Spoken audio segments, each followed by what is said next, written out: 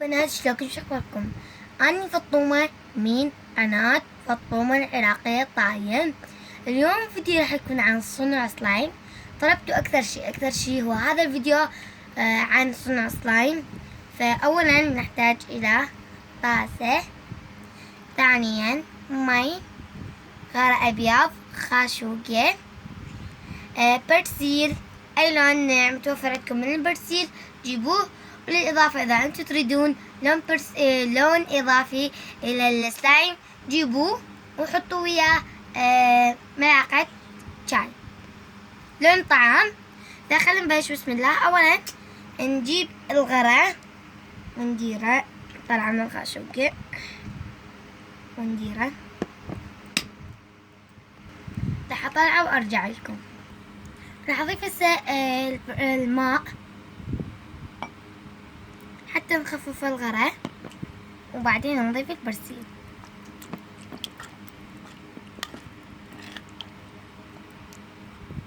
اوكي، بعدين هسه راح نضيف البرسيل.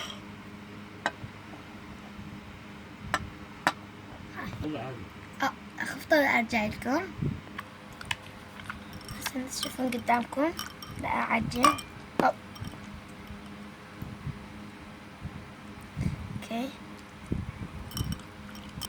لأنه يحتاج وقت لأعجنه وأرجع لكم. هاي بنات هسه دا أعجن بيه، يعني احتمال يصير وهسه يعني حينجح. يعني السلطة حلوة صدق، يعني حلو.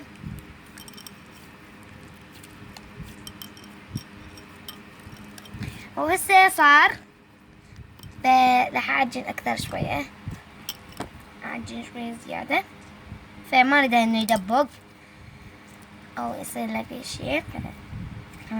بنات هاي هسه كمل، وأريدكم انتو تسمعون صوته وهو ناجح وياي كل سهل. فيلا سمع الصوت. الصوت مالته خرافي. راح أحله بغير طاسة وأرجع لكم. آسفة.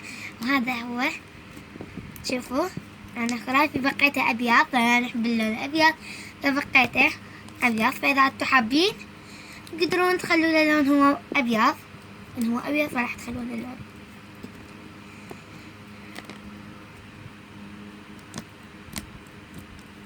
صوته كلش عالي، بس على أساس ما انتهى الكاميرا ولا كده عدنا. صوته يجنن.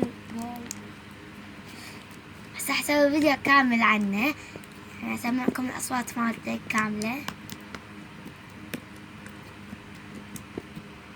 ولهنا أنا خلص الفيديو. إن شاء الله تعلمتم من طريقة السلايم كل سهلة، وكتبوا لي بصندوق التعليقات إذا سهلة أما صعبة.